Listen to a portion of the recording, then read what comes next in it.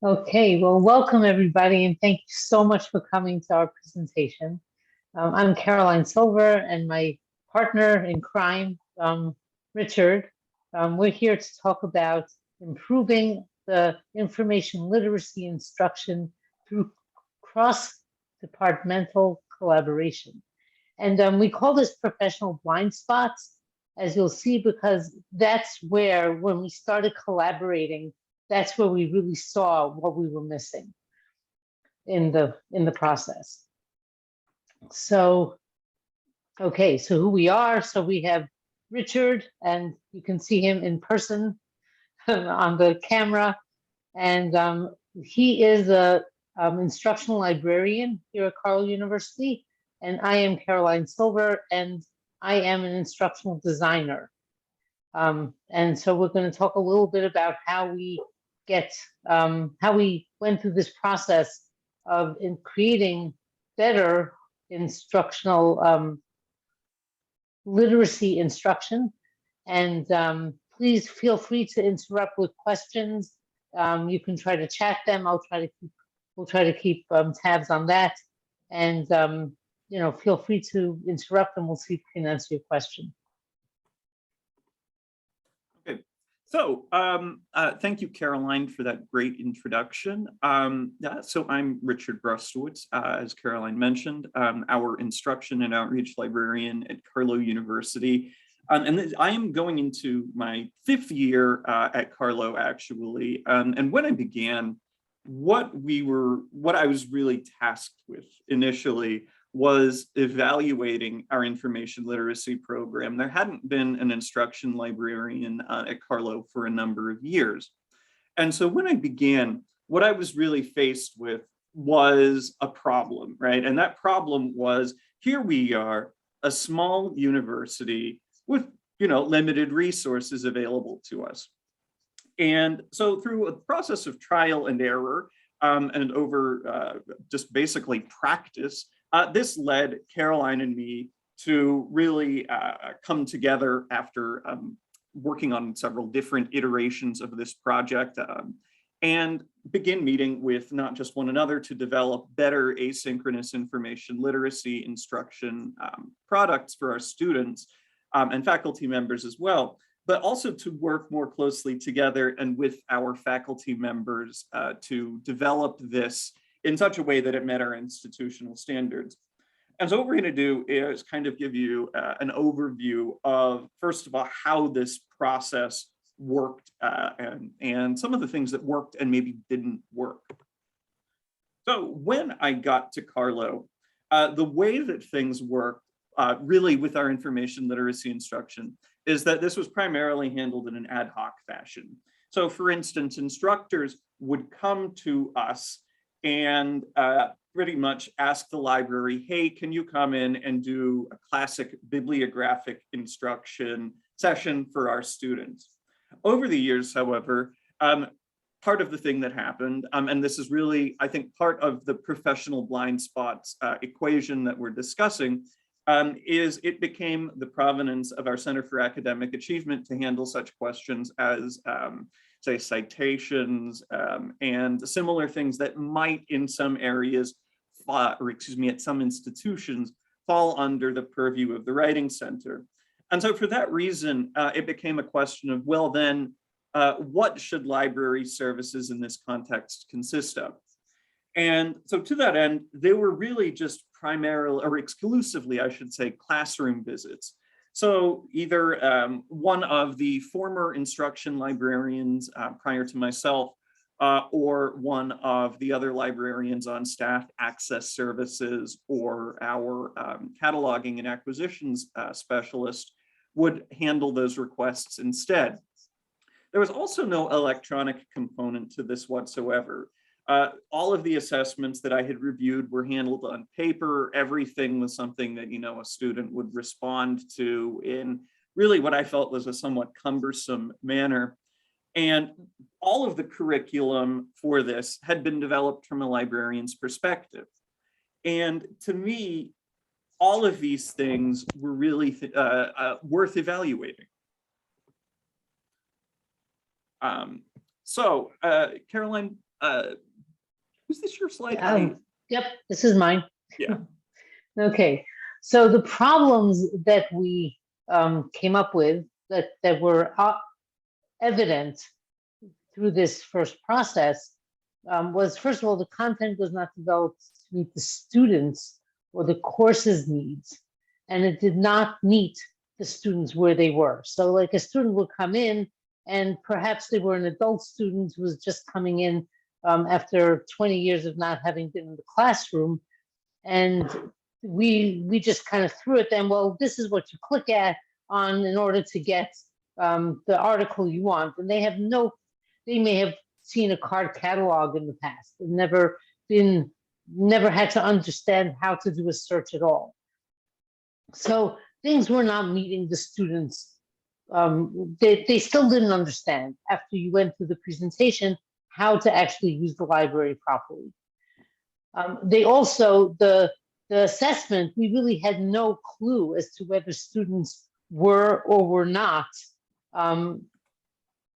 able to produce and to have the skills just because they did this manual assessment at the end of the librarian's presentation in the classroom.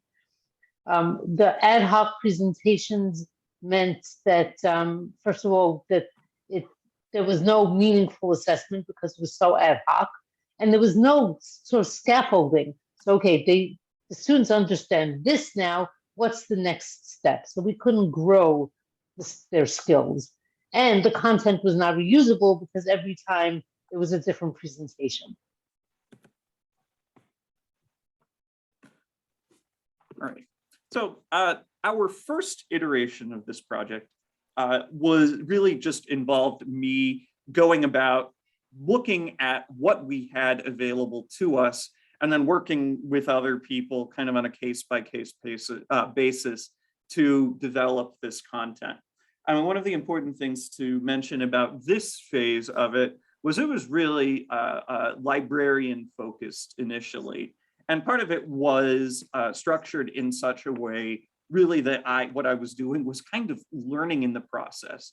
I had taken a couple of courses in grad school, in library school on, learning theories and instructional design.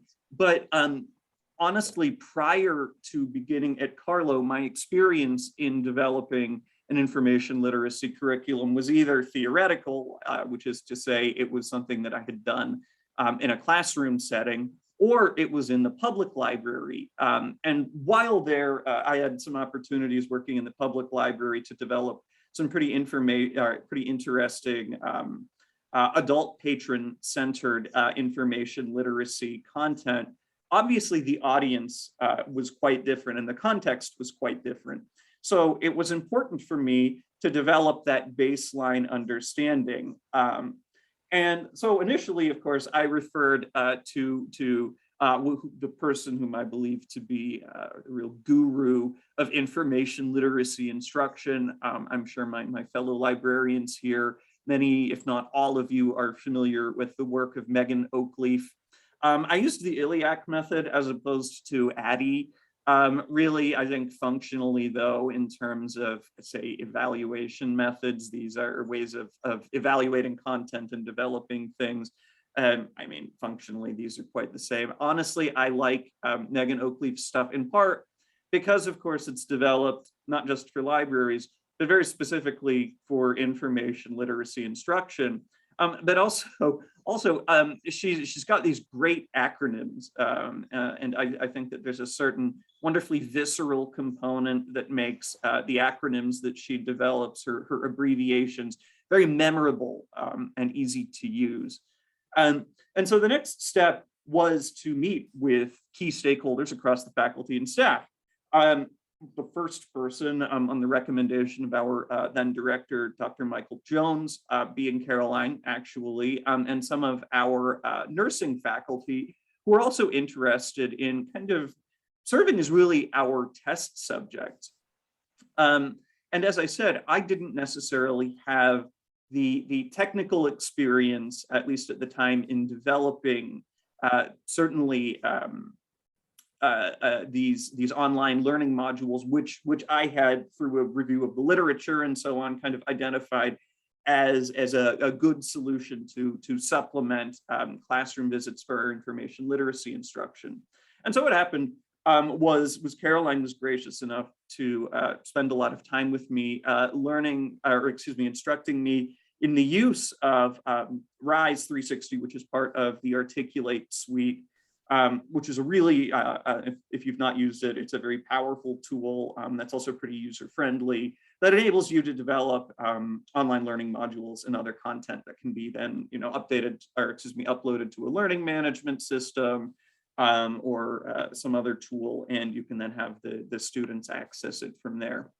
So as I mentioned, what I did was, since the nursing faculty, I love to have conversations with people. And when I began, I started by going around going to different stakeholders on campus, asking folks, look, what does this look like in your classroom right now?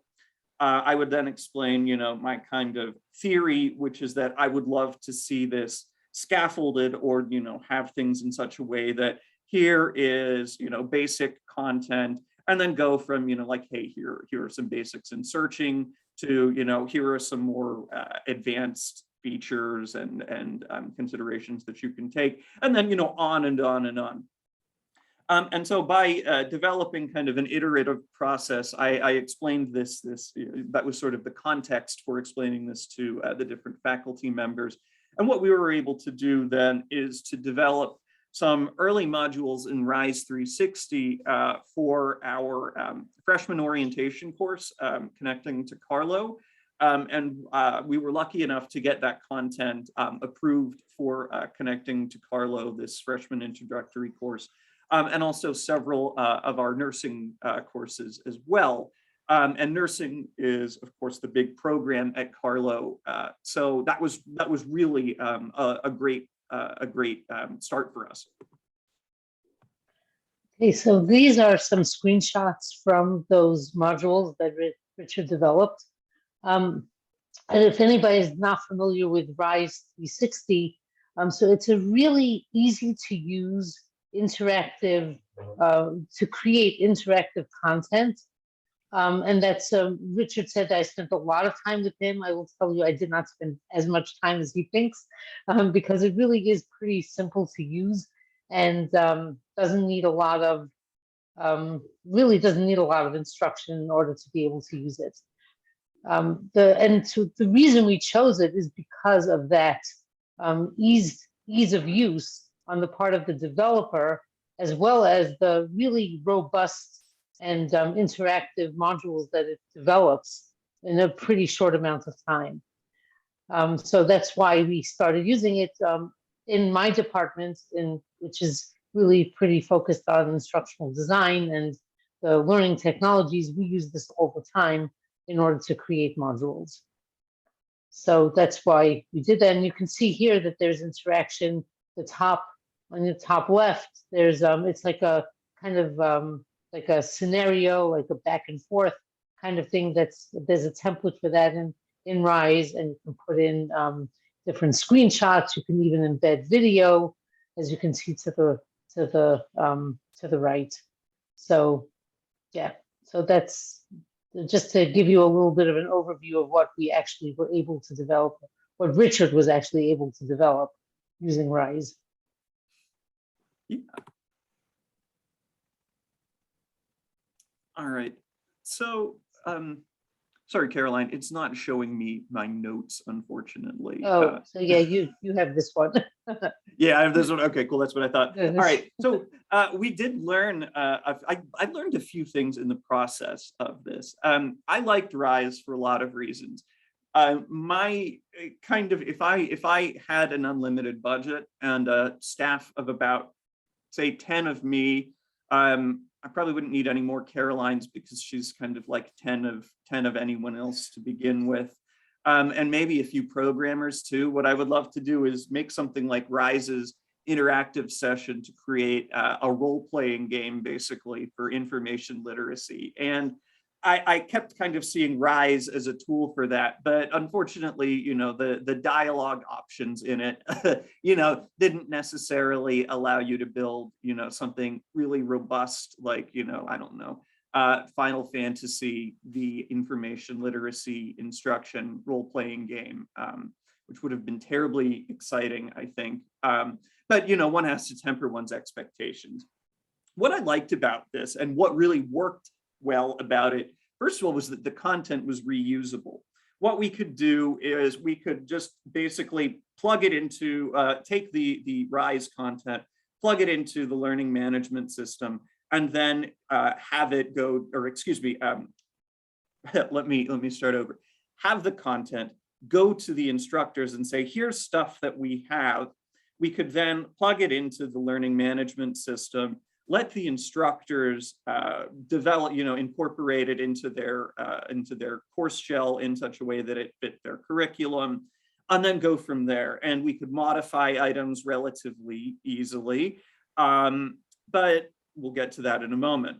It was also much more accessible. We didn't really have anything that was terribly accessible online, and we have, of course, by this point, begun to incorporate a number of online and hybrid courses. This was 5 years ago. And so obviously this was 4 years ago. This was, there were of course still plenty of online offerings then.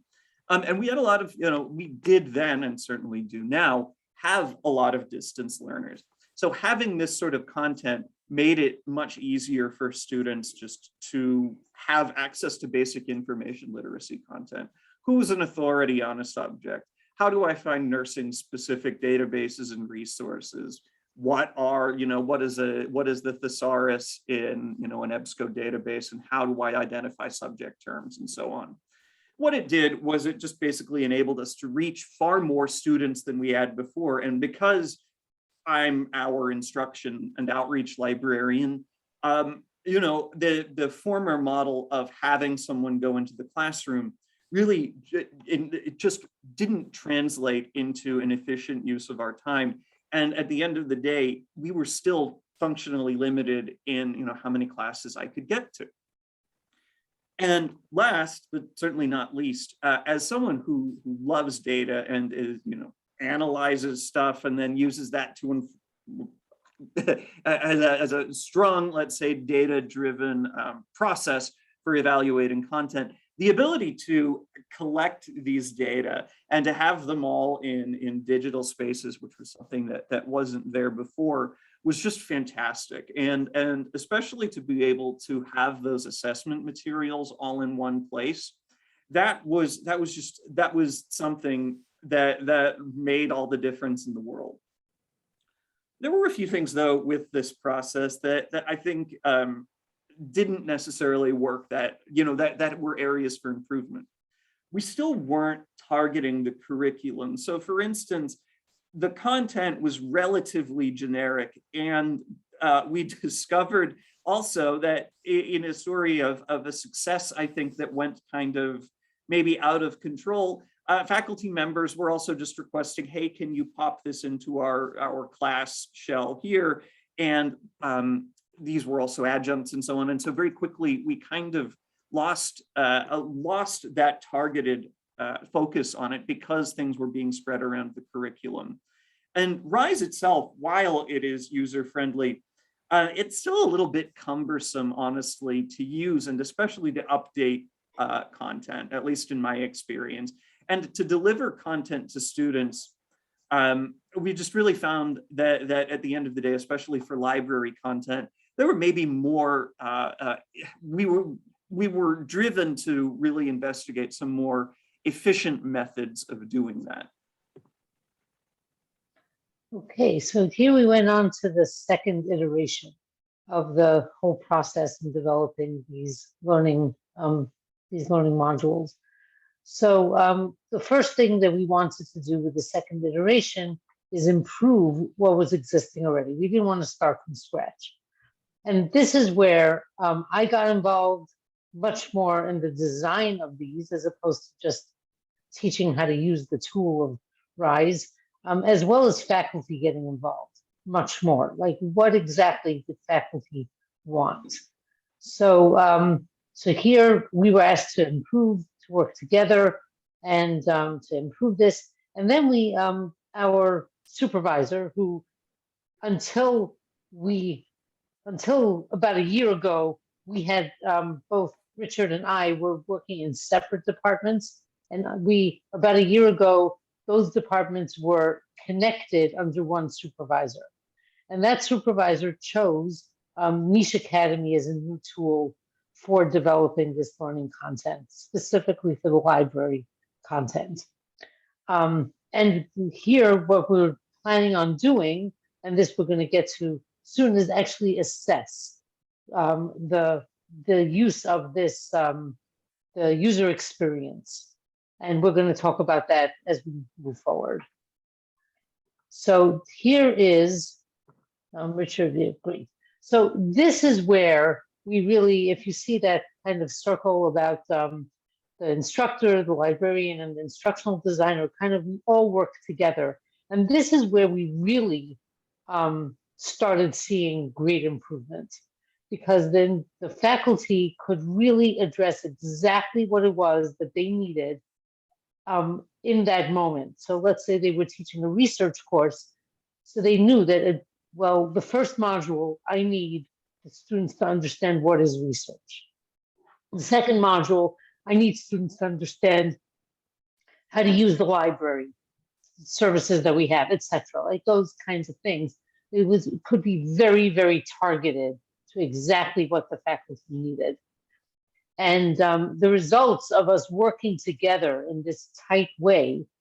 So we have, at this point, we have anecdotal information that we're going to share with you in a little bit about the student experience of engagement. They found that the modules were engaging and they were targeted. The students appreciated that the information was available when they needed it, as well as the instructor's experience of that the students are actually getting those concepts when they need them and getting them at the right time, and therefore students can move forward and learn better. And then the next steps, which we'll be sharing with you, is to actually collect quantitative data about this so that we can have a third iteration of improving that aspect of it.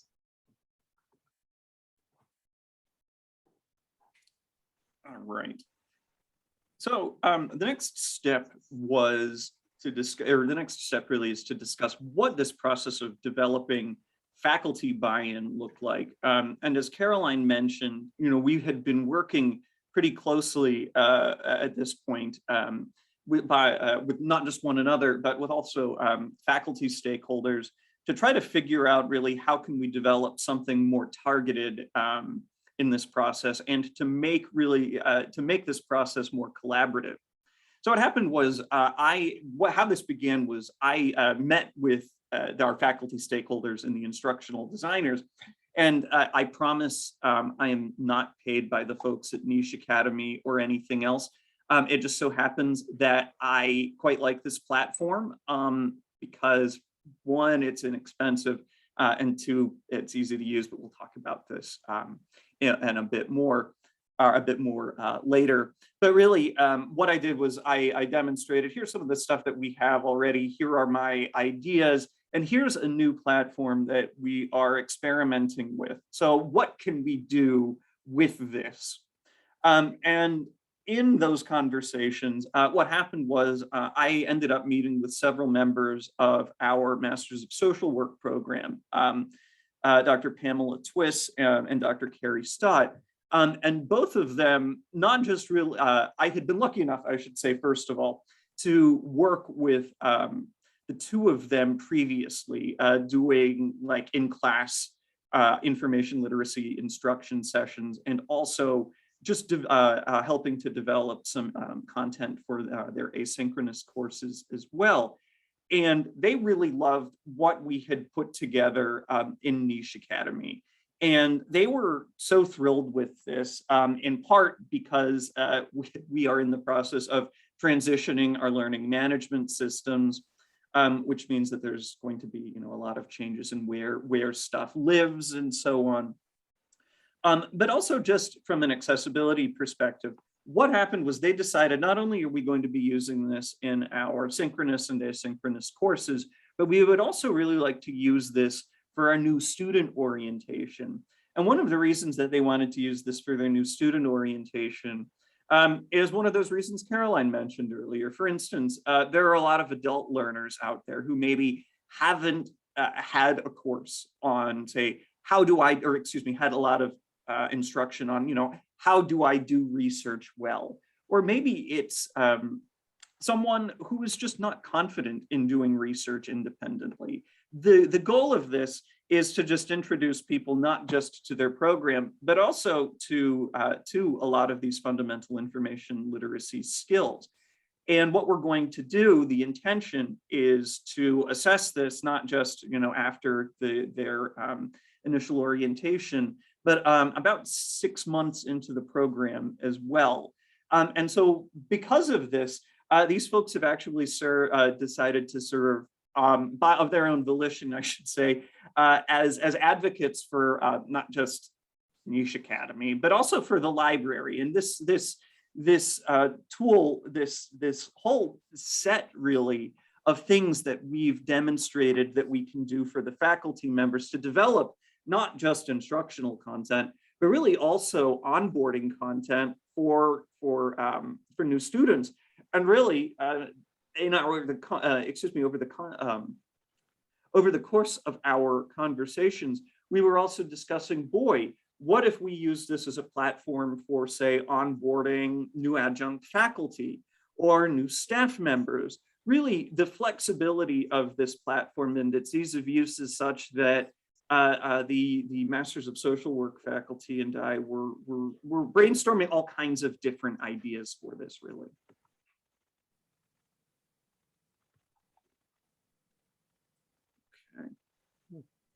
So the Niche Academy, there were a few things to consider about this in working with it.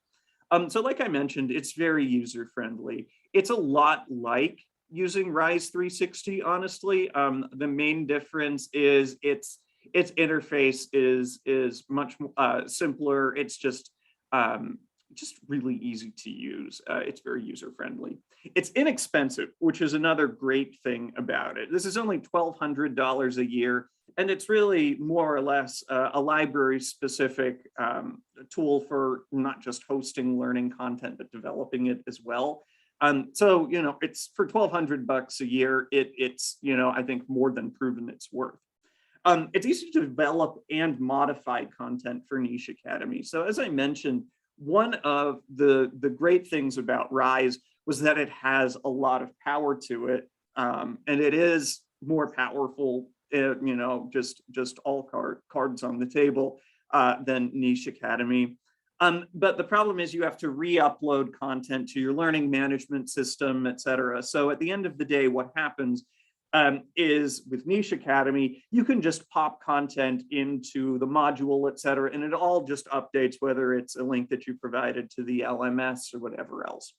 And finally, it's library services focused content library, which is awkward to say, but it actually has a whole content library. So when you develop things in Niche Academy, it operates sort of like one of the OER repositories.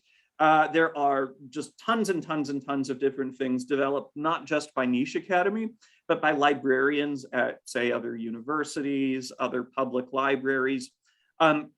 Because this is a relatively new company and new tech, a lot of this content I've noticed is honestly, there are a lot of opportunities in particular for developing academic librarianship or academic library related materials. A lot of it seems to skew pretty heavily toward public libraries. But really, in working with this, that's a long-term goal that we have, is to provide these tools in such a way as to say, okay, here you are, go ahead and edit these as you see fit. Why not turn this into something that folks on Niche Academy can share and edit as they see fit? So that's one of the huge advantages it has, right? Is this built-in community where you can share and collaborate on materials. Having said that, there are, some disadvantages to it. It does have limited functionality. It does not necessarily have, like, say, or it doesn't have, like, say, my favorite feature of Rise, that ability to create dialogues and dialogue paths and trees and so on. I am a computer game nerd, right? And to me, the idea of creating something that gamifies information literacy instruction, which is something that I spoke about at a previous conference here, is something that's really appealing to me. So we're not quite there yet, and having turned it into a game, I don't think Niche Academy is necessarily the best platform for that. But it does, that's long-term goals, right? As I mentioned too, this is a tech startup. And so not only are there bugs that are still occasionally being worked out that I've worked with their tech support on working around, et cetera. But the company doesn't necessarily have the same proven track record that Articulate does, the publisher of Rise. And so, that's certainly a consideration. And then finally, maybe the biggest issue that we've had is that it's a little bit messy to collect data from the assessments relative to something like Rise. That's not to say it's difficult. They still provide all of the content in such a way that you can download it. You can view individual users and courses and so on. It's just, the process isn't quite as streamlined as it is on Rise.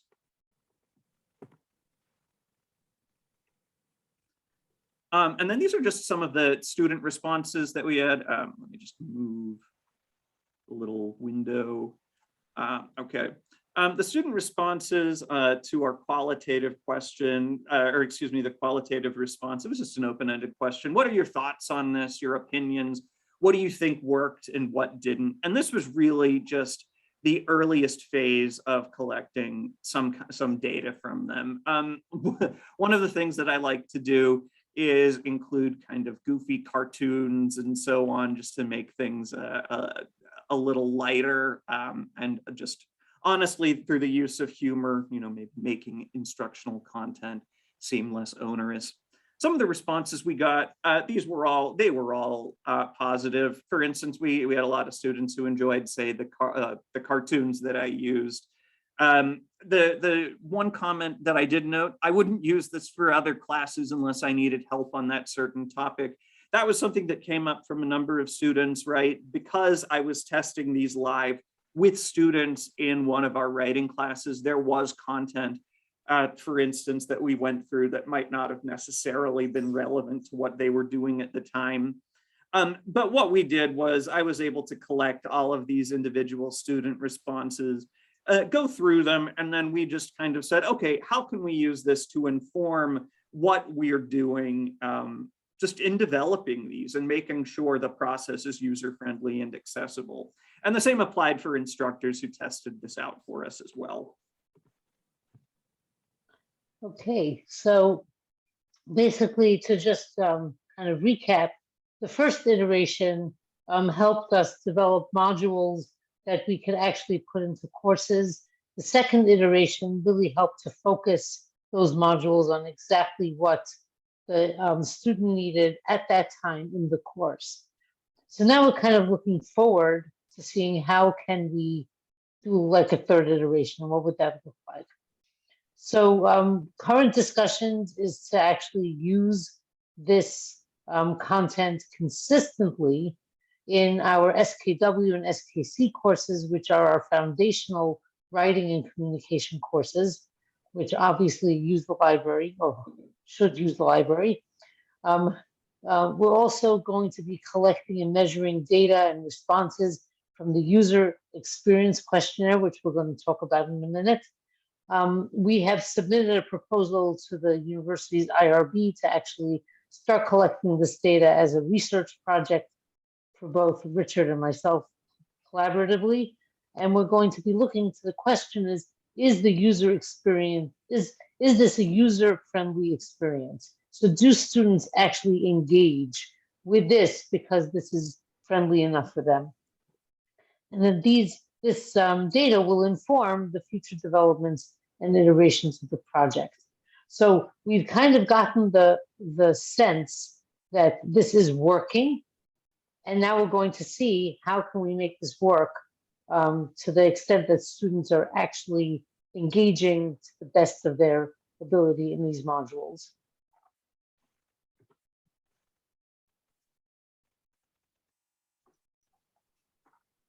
Okay, so this is the instrument that we ended up using. I browsed through a lot of different literature on really just different tools for assessing user experience. And time again, I came across this one. We decided on it for a number of reasons. First of all, the whole questionnaire is ready-made, which is obviously very handy.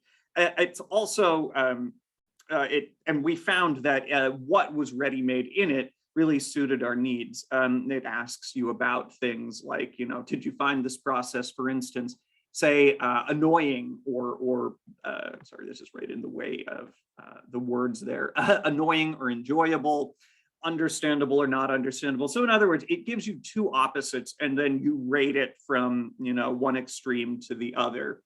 We found that what it was doing here really suited our needs in asking these questions, you know, say, did you understand it or not? Did you find this thing creative or dull? Was it easy to use or not, and so on and so forth. All of these different things were the sorts of things we wanted to know and were the kinds of questions we were looking to evaluate. So when looking through a number of different products, different tools, I should say, I'm sorry, I found that this one really, I was very impressed with how well validated it was. It came up in a lot of different studies. There was just a lot of good hard data demonstrating the effectiveness of its use.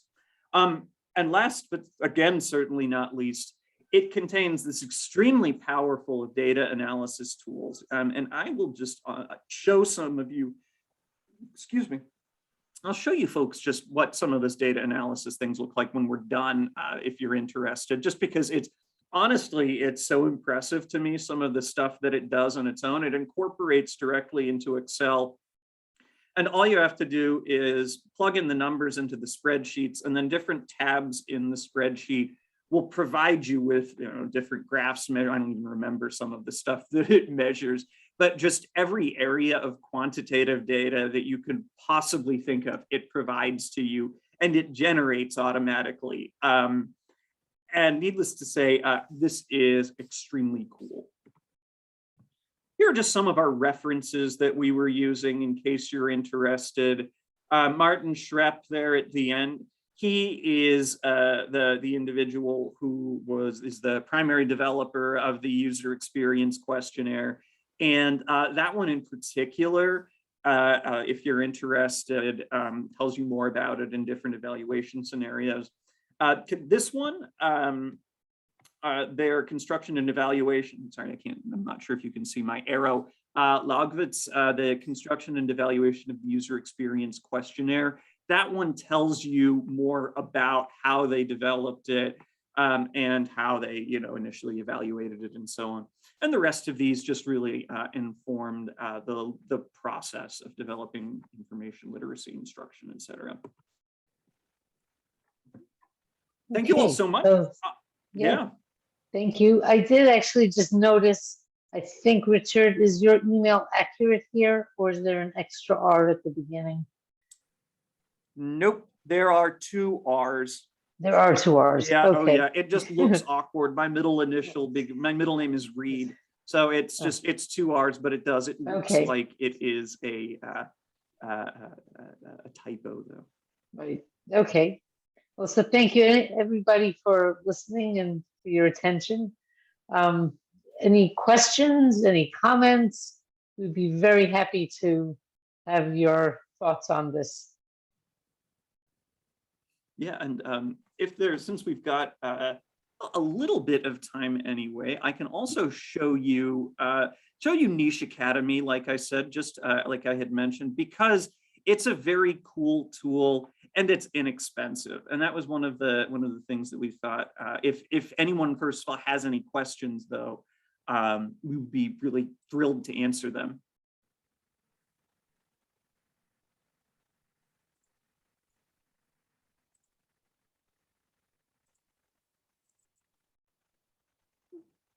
Anyone?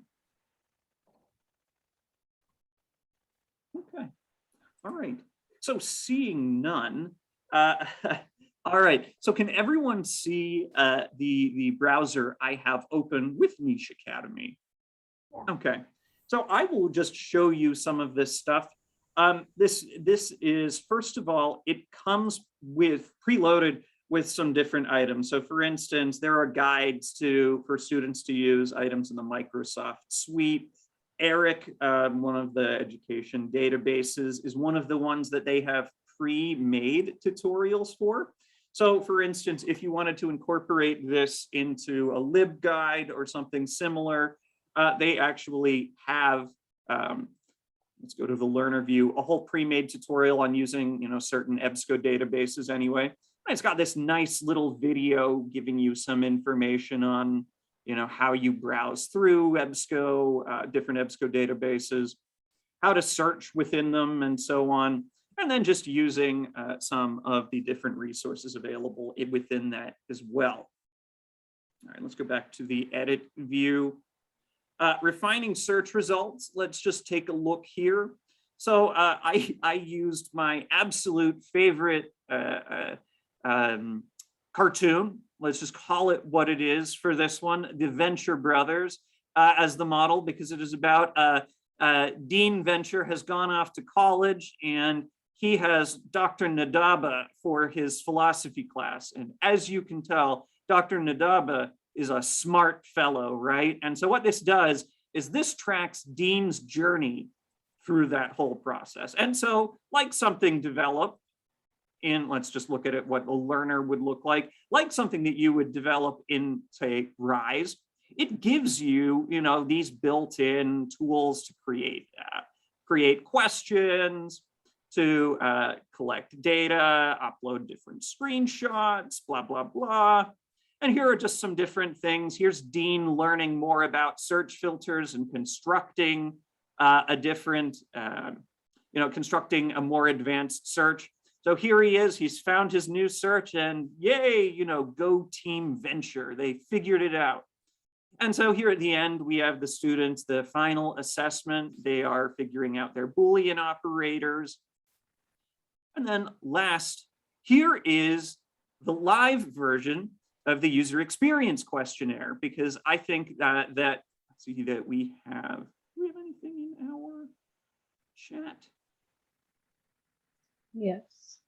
We have a question there's some here. online that non-Carlow University users can go to test and try your tutorials and learning objects. That is a great question, Nicholas. If you are interested, what I'll do is, here's my email address. I can actually add anyone as a user. If you would like to check out any of these items in Niche Academy, please feel free to email me and I can just add you as a user, or we can just work out something else, honestly. I would be happy to give you access to this. The actual URL for it is carlow.nicheacademy.com. No, I'm supposed to be anyway, or I'm sorry, my.nicheacademy.com/Carlow. I'm thinking of a different one. So this is the actual URL. If you are not a Carlow, if you are not added to the list, you'll probably be limited in the number of items that you can view, but that is the URL for it. But like I said, I can just add you as a user. It takes 30 seconds. So yeah, I would be happy to do that. And the user experience questionnaire, this is just how it is incorporated. And students can just go through and what they will be doing, since it has been approved by our institutional review board, they will just be responding to this, at least those students who take a look at or who have consented to participating in this anyway. And then let's just take a look at what it looks like behind the scenes with Niche Academy 2, just to show you what I mean when I say how easy it is to develop for this. So you can see, you know, there is the outgoing doctor from Doctor Who and Allison Hannigan as Willow from Buffy the Vampire Slayer. Obviously a product of the 90s and early 2000s. Okay, let's see. So add a new one, right? Let's just click where it says create tutorial. So this is actually what it looks like, right? It is super, super easy. It gives you just a little item here. You can rename them. You can say, well, I want to develop, say, a sequence of items, and that lets you build, say, rich text. I could add something in rich text, which does include an HTML editor, and build different build knowledge checks, add in videos, etc. And to make this a whole different sequence in one little chunk of, excuse me, one part of this, one section here. And you can just keep adding new ones, quizzes, activities. Let's just see what you can do for an activity, right? You can add it to mark as completion, or excuse me, different ways of assessing. And let's just look at one other item. We'll add a quiz. Oh, Richard, there is a question in the chat that I think is for you to address. How okay are we in using IP of other various other companies? Are we assuming fair use because these are targeted at specific? Yeah, that's yeah, exactly. I wouldn't be if I were to be sharing these outside of other courses. I would outside of Carlow use. The assumption would be we need to reconsider some of these items. It's right now I'm using it under fair use because the use is, you know, within Carlow University. But beyond that, I would start deferring to maybe finding some other ways around that. Does that make sense, Nicholas?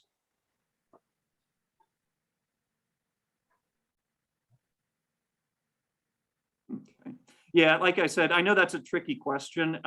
Since the use is so limited within the context of Carlow, that's you know, I know fair use is kind of a gray area, and obviously I'm not going to offer anyone any legal advice on this, but I would be sort of more hesitant if you know, we were reproducing this further. But that's kind of where that's where we are with that one. So we've got 3 minutes left.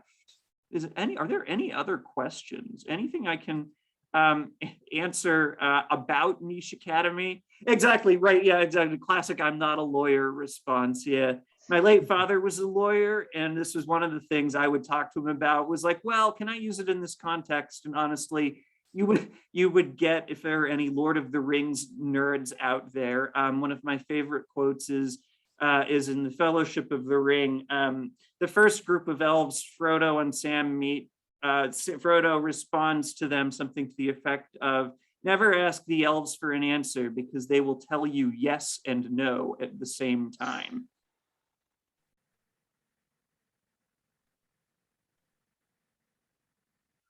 Anyone else? Any Lord of the Rings quotes or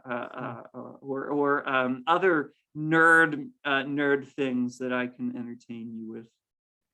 All right, hearing none. Thank you all again so much. I really thank you very much. It.